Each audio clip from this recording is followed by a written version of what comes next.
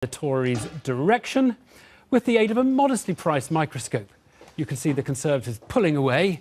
The party's lead has grown by 9 over Easter. Interestingly, though, that lead helped by the forecast for the SNP, which, as Laura said, sees their seat count continue to climb.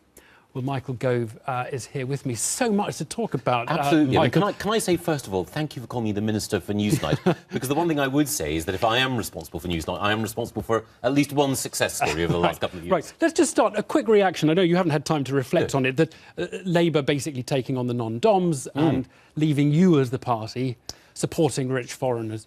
Well, it was made clear, wasn't it, by Allegra, that Labour are spinning this as a technique, a tactic, in order to try to paint us into a particular corner. Let's look at the policy tomorrow, when I think it's going to be revealed in all its detail.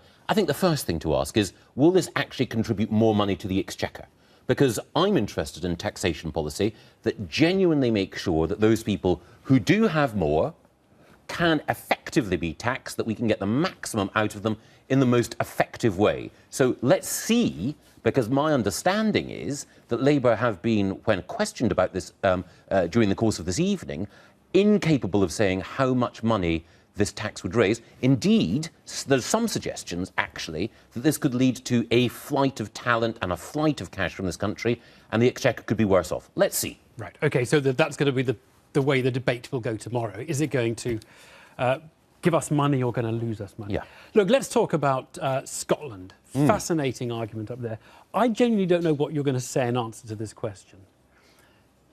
You're a confident man that the Conservatives are going to do well, but I think you will concede that the Conservatives are not going to win every seat in Scotland. Not every seat. In a seat, which is a marginal SNP Labour seat.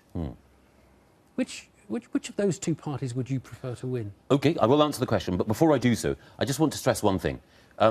Firstly, it's a four-party system in Scotland. Indeed. And that means that there are some seats, for example, like Edinburgh South, which the Conservatives could win, even though they're not in pole position at the moment. And the reason why I mention that is that the consensus that's emerging tonight is that Ruth Davidson was the standout winner of the debate. So the first thing I would say is, if you believe in Conservative values, if you want David Cameron in Downing Street, and he's more popular in Scotland than Ed Miliband, vote for him. The other thing, though, I would say is that I would never vote for a separatist party, and I would not want to see them succeed. So you would slightly prefer, I mean, two second-best choices or two least bad choices. Yes. The least bad would be Labour, because they are at least a unionist party.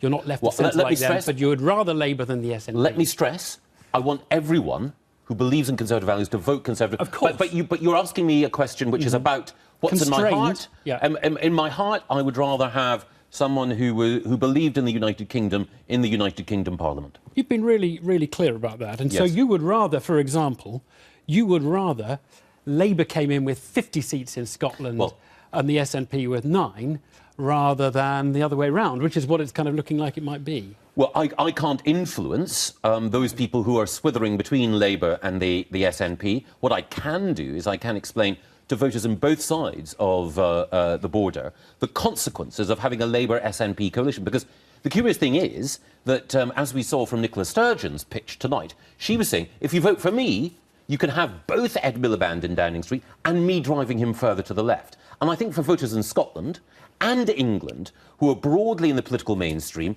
that's a lethal cocktail. They wouldn't want that. And there is an opportunity in this election to vote Conservative in a number of seats in Scotland and to win.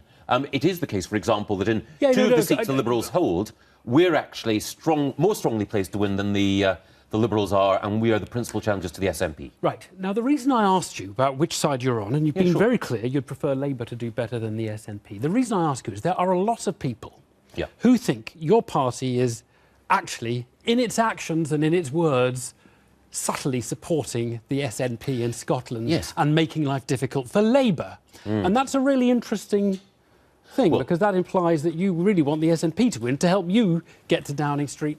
Absolutely not. You know, Labour SNP MPs are interchangeable in the sense that they're on the opposite side to us.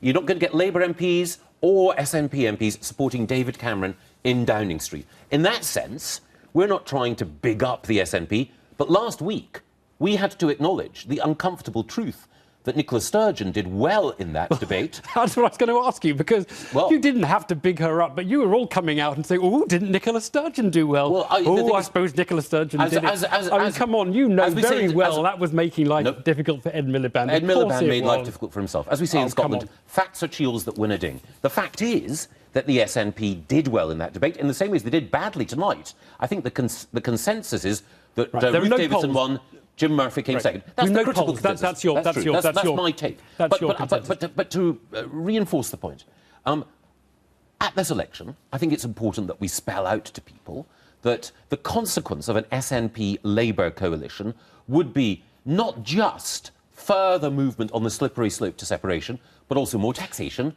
more borrowing, an end to the welfare cap, and an end to our independent nuclear deterrent. A lot of people, many in your own party, think that stirring up nationalist passion in England about Scottish people coming here and telling Labour what they're going to do in England is going to raise all sorts of passions in Scotland, and particularly anti-union passions in Scotland. So, for example, a poster with Ed Miliband in the pocket of Alex Salmond, that stirs up passions here, stirs up passions about the whole debate. Also, incidentally, tells the Scottish, vote SNP if you want to have power in Downing Street. What it does is it starkly points out the contrast at this election.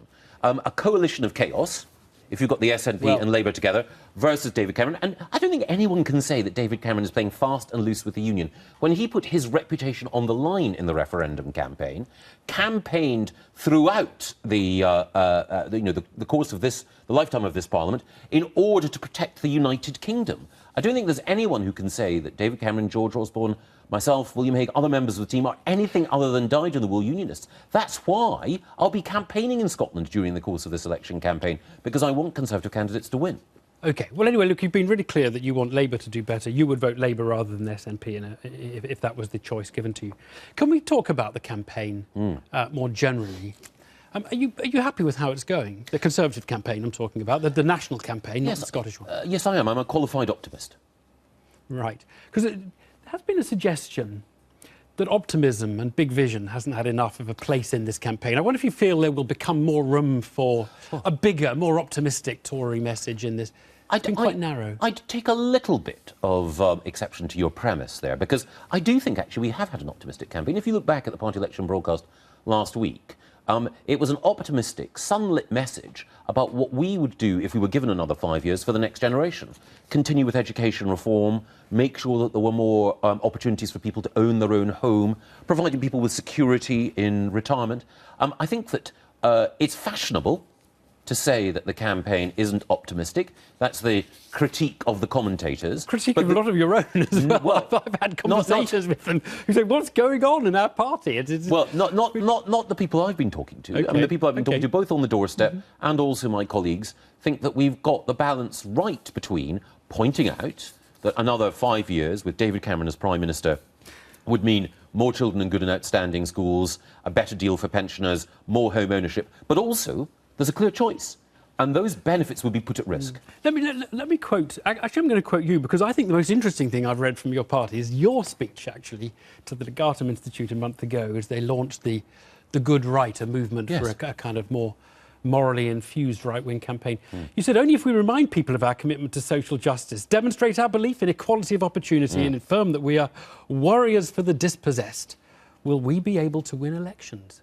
Are you doing those things to win this election? Because I don't think I can remember hear you stressing your commitment to social justice, demonstrating your belief in equality of opportunity, or affirming that you're warriors for the dispossessed. Or have I just missed it in the Tory campaign? Well, let me take one area, helping the low-paid.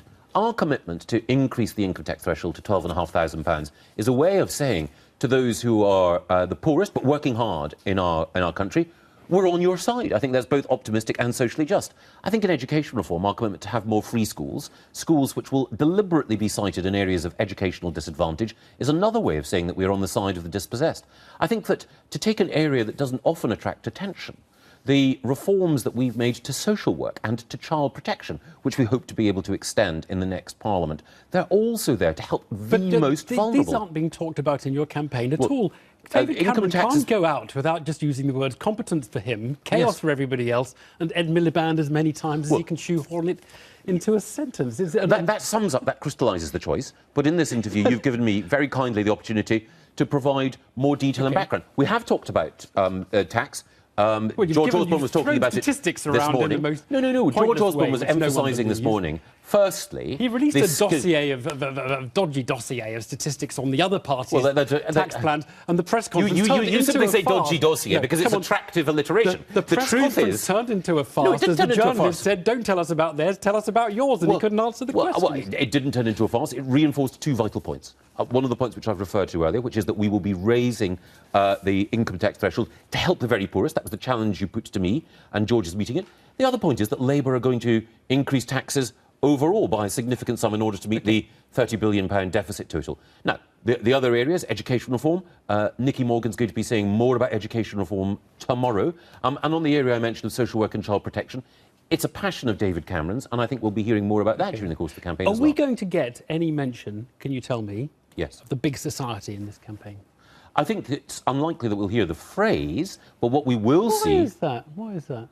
Because I think that it was a phrase which, before the last election, it wasn't clear in many people's minds. Now, what we will point to are those things which encapsulate the big society. So, for example, National Citizen Service. It's such a success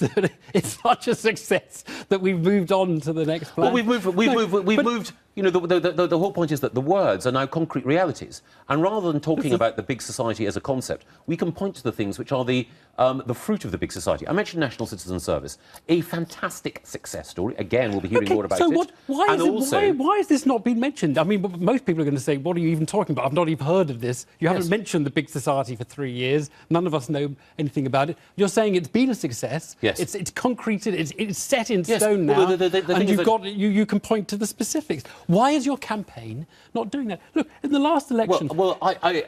First of all, I would say that I've just mentioned, because you've given me the opportunity, the success of National Citizen Service. Well, I've hear more about that squeezed it during the out course of of the campaign. I absolutely had to shake your lapels to get you to talk about it. You don't need to press the toothboost tube. I'm more than happy to expatiate on at length and to explain what it is, to explain that it brings people from every part of this country together at the age of 16 for a shared experience which involves them then giving back to their community through social action. That is the essence of the big society. The free schools that we've set up, that's the essence of the big society. Charities, individuals, families coming together to provide higher quality educational provision in communities that have had substandard schools in the past. In the last campaign, actually in the manifesto, the one that had the big society just plastered all over it, in fact, was only about the big society, David Cameron said, real change comes when the people are inspired and mobilised, when millions are fired up to play a part in the nation's future. Are you really suggesting that that is the Conservative campaign this time? I'm suggesting that we've already shown that millions have been fired up by the changes that we've made, that we have had... Fired up to join the SNP? Well... To join UKIP? I mean, come on, I don't know why you're bringing them into it. I mean, they're the enemies of what we've achieved. What we have achieved is the mobilisation of the goodwill, the charitable endeavour, the social conscience of millions of people in this country. I think it's striking that the number of people who volunteer, the number of people who are committed to working not just in education, but in our hospices, in all manner of voluntary and social organisations, is testament to the fact that we've made it easier by removing some of the bureaucracy that stood in the way, and we've also provided the resources to enable people to transform their communities. And I think it's in the area of education that transformation has been most striking, but it's been across the board. And I think it's true to say that when we look back at our manifesto 5 years ago, we have to look at how far we've come since then. But what we have done is implement not just a transformation in our economy, but also a transformation in our welfare system, in education, and an enhancement of the NHS. Admire your indefatigability. Michael Gove, thank you very much indeed. Well, the campaign was not all about Scotland today. 100 miles south of the border, Tony Blair weighed into the election. He said he's 100% behind Ed Miliband, and he made a speech about the EU and the chaos that he thinks would ensue if the Conservatives win and there's an in-out EU referendum. Mr Blair doesn't think the voters can be relied on to come up with the right result. Interestingly, though, Michael and I have been talking about how the campaign is being fought, and it did at least feel as though Mr. Blair was trying to set out an argument rather than recite a handful of corny election lines. Allegra was up in Sedgefield at the Blair event.